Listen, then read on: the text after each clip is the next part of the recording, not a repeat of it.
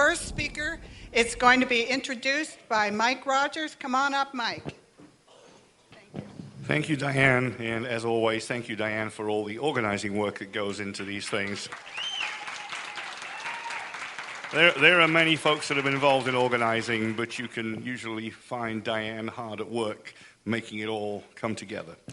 It gives me great pleasure, folks, to introduce someone who is well known in conservative circles, has a PhD in constitutional history, something the president can't come close to, the one person you can count on to read and analyze those overweight bills that Congress is so fond of, and the author of many books, including several on the ever-evolving disaster, which is Obamacare. I give you, folks, the Liberty Belle, Dr. Betsy McCaughey. Thank you, Mike. Thank you. Wow, thank you.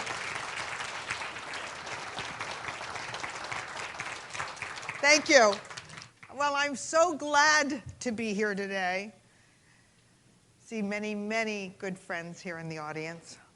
But I'm also very honored to be here today with individuals and organizations like the John Birch Society that have fought unrelentingly for freedom many decades. It's really quite thrilling. And there are many speakers here who have also stood up for freedom. It's particularly exciting to share the program with Congressman Steve King. He may be representing Iowa, but he's fighting for all of us. That's right.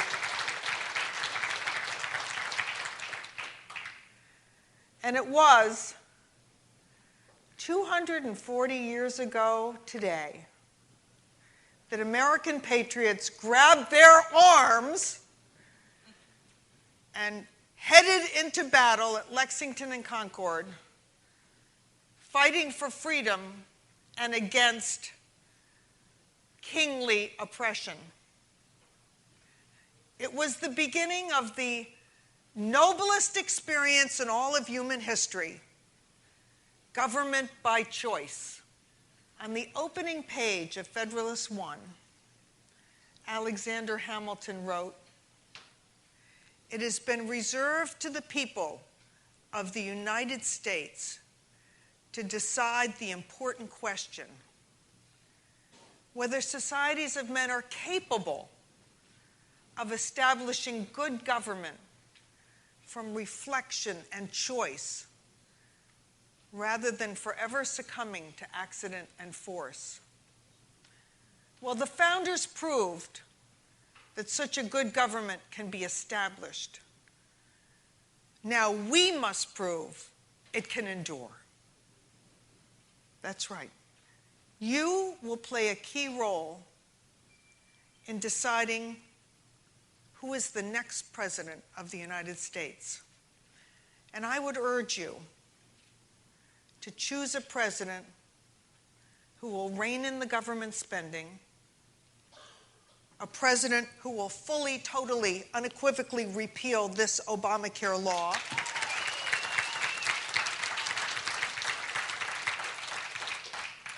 a president who will restore American leadership in the world, and most importantly, a president who will defend this, the finest document ever created by mankind, the United States Constitution. It is in peril.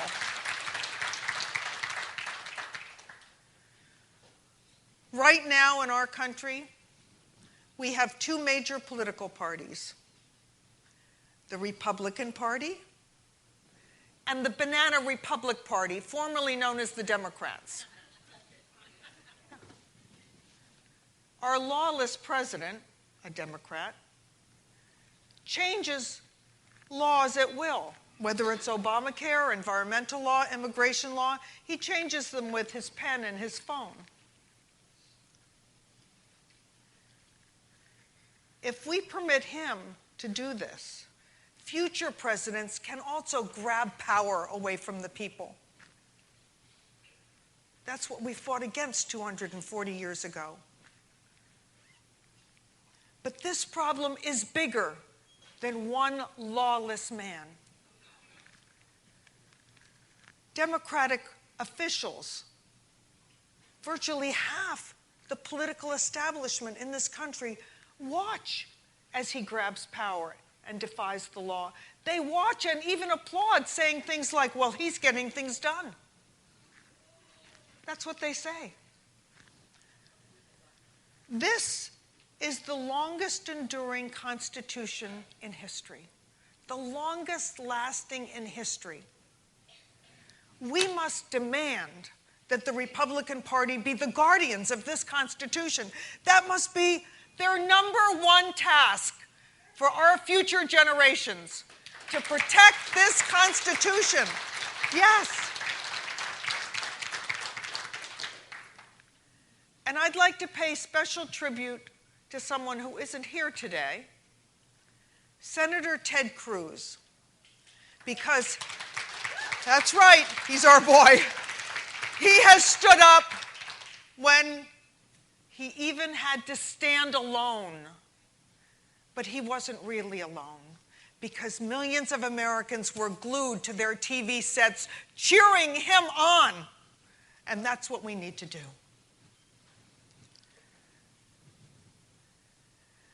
I also urge you to choose a president who will stand up to the spendaholics in Washington. That's what they are, addicts. Under the Obama administration, these big spenders have driven federal spending as high as 23% of GDP. Then when you add in state government spending and local spending, you have governments spending 40% of GDP, almost half, 40%. 40% of everything all of us produce going to work every day. 40% of the fruits of our labor. Do you get 40% of your happiness from government? I think so. Only once before in all of American history did government suck up 40% of everything we produce going to work every day. And that was in the midst of World War II, when we were fighting for our survival as a nation. Nothing justifies that today. Thank you. And once we rein in the spending, we can eliminate the estate tax. We can lower the corporate income tax so that businesses will want to come to the United States again. And we can reduce and simplify the personal income tax. And the goal? Freedom, because freedom is more money in your pocket. Take home pay. That's what Americans want. Now, Hillary Clinton is going to roll out lots of new government programs for the middle class.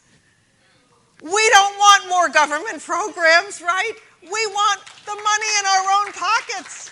We're smart enough to spend it ourselves.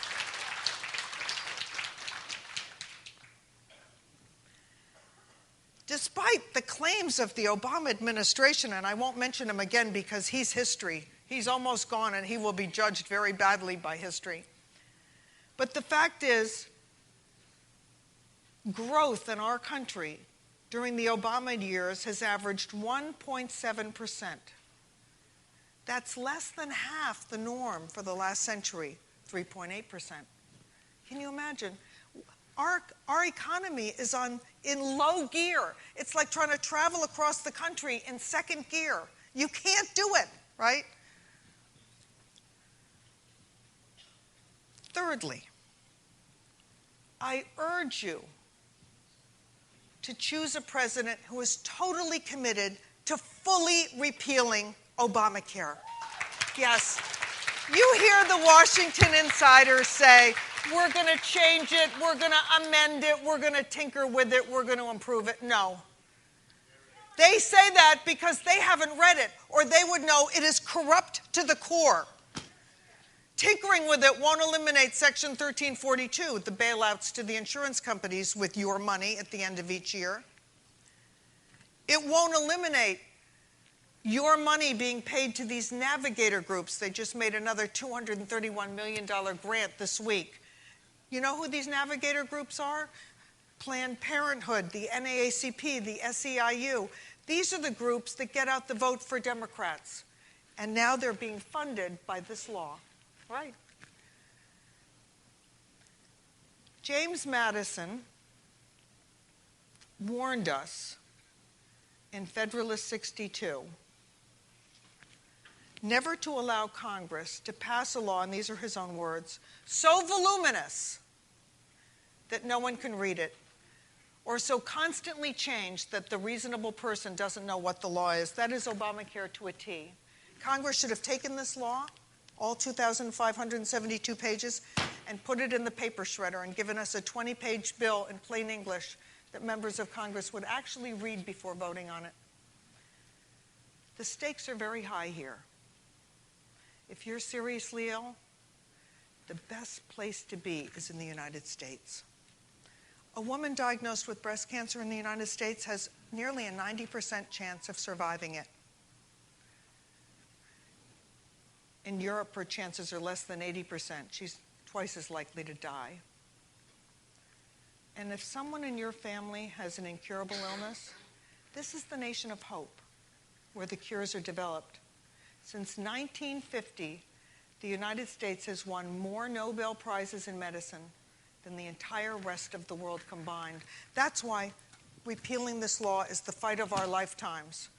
So here's the agenda: lowering the taxes, repealing Obamacare, restoring American leadership in the world, and most importantly, restoring American exceptionalism.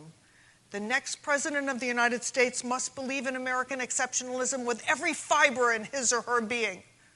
And with this platform, we can defeat Hillary Clinton and win back the White House in 2016. This is the fight we must win, because as everyone here knows, as we all believe together, freedom isn't free. It's up to you and me. Thank you.